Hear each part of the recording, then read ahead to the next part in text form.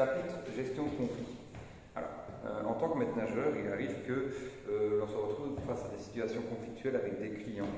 Le but sera de communiquer de la meilleure des manières, c'est-à-dire que si l'on commence à se la jouer en mode armé, en mode conflit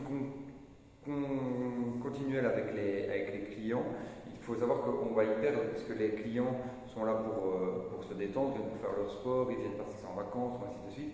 Et donc voilà, donc le but va être de faire respecter les règles tout en gardant un certain tact avec eux. Et donc par ce chapitre, nous allons voir différentes manières de communiquer de la meilleure manière qui soit avec les clients. Premièrement, le rôle du maître nageur. Il peut être négociateur ou arbitre.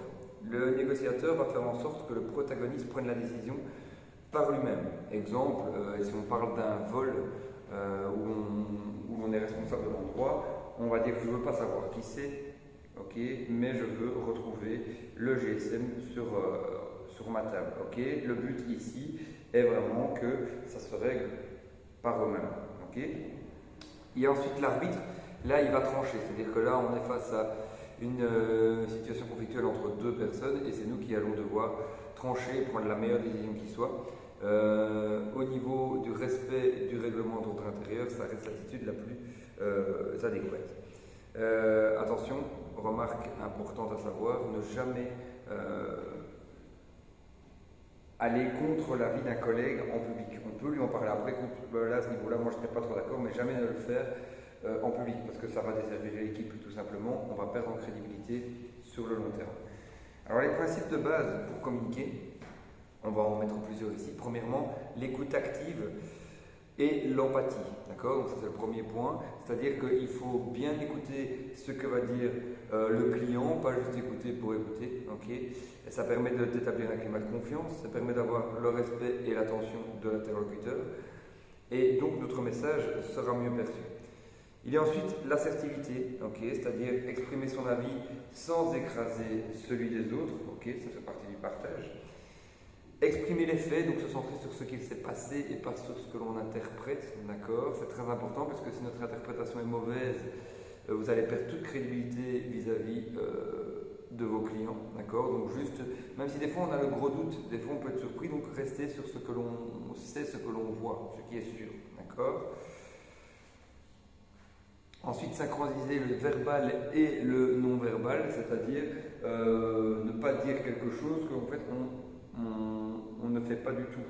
Okay. Exemple, ne pas demander au client de ne pas aller sur leur GSM, je ne sais pas pour quelle raison, okay, et le faire tout en étant sur son GSM. Au niveau crédibilité, on est à moins 1000, évidemment. Définir un but à la communication, donc ne pas parler dans le vent, il faut quand même aller vers l'essentiel, donc savoir ce que l'on va dire dans la communication et non pas faire de la politique en mode je vais tourner en rond. Okay. Et éviter les freins à la communication. Il y en a plusieurs, il y a la menace, d'accord, évidemment. Exemple,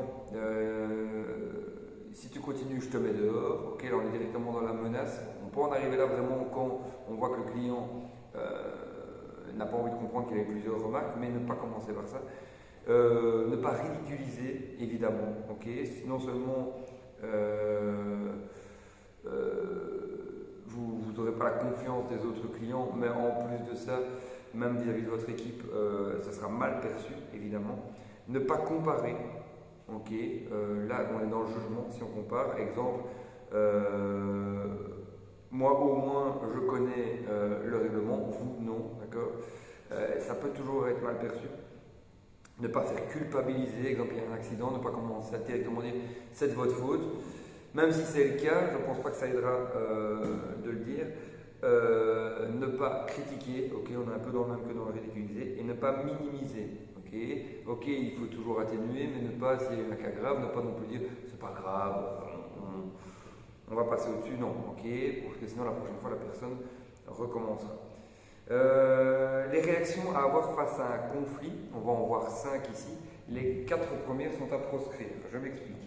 Il y a la négation du conflit, c'est-à-dire nier le conflit. Et on voit le conflit mais on ne dit rien. Alors premièrement, à court terme, la situation va se reproduire, voire va s'empirer. Et à long terme, on perd le respect vis-à-vis des clients et la crédibilité aussi. La fuite, c'est-à-dire que là, au lieu de réagir, on s'en va. Là, on ne maîtrise pas la situation. Et à long terme, même au niveau de l'estime de soi, ça reste pas terrible. La manipulation, utiliser la ruse pour arriver à ses fins, fortement déconseillé aussi.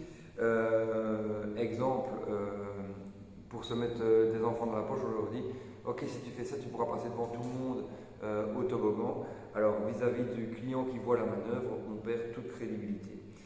L'agressivité, évidemment, à proscrire, hein, d'accord, c'est-à-dire imposer le message par la force. Exemple, par des cris en sifflant fort, par des paroles blessantes, par le contact physique. Les conséquences, c'est que ça amène une escalade de la violence, ça fatigue à long terme et la relation professionnelle se détériore évidemment. Alors, ce qui va être conseillé de faire, c'est l'assertivité au niveau de la réaction face à un conflit, c'est-à-dire un juste milieu, être ferme mais ouvert au dialogue, faire passer les règles sans agresser, tout en restant calme et posé, mais en privilégiant le dialogue tout simplement. Les techniques de communication, il existe plusieurs techniques. Plusieurs paramètres sont à mettre en compte pour l'utilisation de ces techniques. Premièrement, il y a le nombre de maîtres nageurs sur place. Il y a des techniques que l'on ne pourra pas faire si on est seul dans sa piscine. Il faut savoir que la surveillance prime. Il y a des techniques qui prennent du temps. Si on voit qu'il y a vraiment beaucoup de gens ou un public assez difficile, on devra privilégier la surveillance et donc utiliser une méthode plus brève. Et donc, si ça devient trop long, on référer à sa direction ou à la police. Si on sent qu'on doit vraiment mettre la surveillance en avant, au lieu de prendre du temps pour le client, on en référera à la direction et au pire des cas, oui, la police ou les vigiles si c'est une piscine avec vigile. Différentes méthodes. On a tout d'abord la critique constructive. Donc, ça veut dire quoi? Ça veut dire que la personne est en train de courir sur le bord du bassin. Au lieu de lui dire écoute, maintenant tu arrêtes de courir, tu dégages, là on va directement entrer dans une situation conflictuelle. On va lui dire écoutez monsieur, j'ai vu que vous couriez, vous connaissez peut-être pas les règles, hein, ça arrive. Maintenant voilà, si vous courez, vous risquez de tomber, d'accord. Et en plus de ça, les clients vont le voir et les autres pourraient le faire aussi. Donc je vais vous demander d'arrêter. C'est-à-dire que on demande à la personne d'arrêter et on explique pourquoi on devrait s'arrêter. La deuxième méthode s'appelle le DESC, c'est décrire, exprimer, solution, conclusion. D'accord? Donc c'est-à-dire que je vais décrire ce qui se passe, je reviens sur le même client qui est en train de courir. Monsieur, je vois que vous êtes en train de courir alors que vous ne pouvez pas. Exprimer, c'est-à-dire exprimer un sentiment, mettre une émotion, c'est aller jouer sur la corde sensible, dire voilà, vous courez, imaginez vous tomber, ça va vous faire mal, moi j'ai peur de ça. On met une émotion dessus. Et donc ça peut toucher un peu plus les gens et faire réagir les gens au mieux. Solution, monsieur peut donc arrêter de courir pour justement éviter de tomber et de vous faire mal.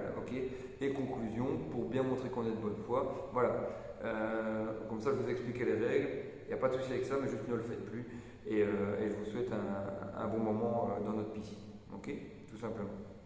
Troisième, l'accord-désaccord, c'est-à-dire que je vais aller dans le sens du client pour après faire ma remarque, toujours dire un positif avant d'arriver sur le négatif. Exemple, si on est sur des cours de natation, si la personne ne nage pas bien, on va toujours mettre un point positif avant. Exemple, écoute, dans ton crawl, ton mouvement de bras est vraiment nickel, vraiment bien. Par contre, ton mouvement de jambe, là, il faudrait vraiment le corriger, et donner des pistes de correction. C'est mieux que de dire écoute, là t'es vraiment nul, ça va pas du tout. Ici, dans le cas de notre client qui court, arrivé, monsieur, je comprends que vous courez, j'ai vu que vous avez votre enfant qui est en pataugeoire, je comprends tout à fait, mais ne le faites plus pour les raisons que l'on a annoncées plus tôt. D'accord. Beauté en touche, ça c'est quand on communique avec la personne et qu'on sent qu'on a beau répéter les choses, ça passe pas. Et donc on sent que le dialogue est un peu rompu. Beauté en touche, donc je vais l'envoyer vers un autre collègue, voire vers la direction si besoin. L'édredon, là il faut du temps, donc il faudrait qu'un collègue gère la sécurité pendant que nous faisons ça. Donc une nouvelle fois, ce n'est pas adapté à tous les cas. C'est-à-dire qu'on va prendre la personne à part et on va le laisser vider son sac, parce qu'on sent qu'il en a besoin. Et le fait de parler avec la personne et de prendre du temps pour la personne, ça va la mettre en confiance et là le dialogue passera plus facilement. Okay. Ensuite, disque rayé. Alors ça c'est assez original, très simple à mettre en application. C'est qu'on va répéter tout le temps la même chose, tout en restant calme. Exemple, monsieur, excusez-moi, mais vous ne pouvez pas courir. Oui, mais non, il y a un règlement. Moi, je fais mon métier, je fais appliquer le règlement. Donc non, vous ne pouvez pas courir. Okay. Oui, mais monsieur, c'est noté là-bas. Vous ne pouvez pas courir. Donc vous répétez tout le temps la même chose, mais le but du jeu, c'est de rester calme. Si vous vous énervez, vous avez perdu. Okay. À un moment, peut-être que la personne va vous prendre pour un fou, mais au moins elle aura compris les règles.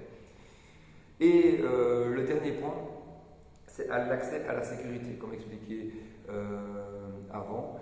Si on sent qu'on est sur un point de non-retour et que même notre intégrité physique est mise en danger, j'appelle le service de sécurité s'il y a besoin d'un, voire la police. Ça peut arriver, hein, c'est déjà arrivé à pas mal de maîtres nageurs, c'est toujours malheureux, mais voilà, si besoin, on peut toujours utiliser cette corde-là. Okay. Dernier point que l'on pourrait utiliser, c'est l'humour pour essayer de désamorcer des situations conflictuelles. Attention de bien connaître la personne qui est en face de nous, de bien la cerner en tout cas, parce que ça ne peut pas être utilisé avec tout le monde.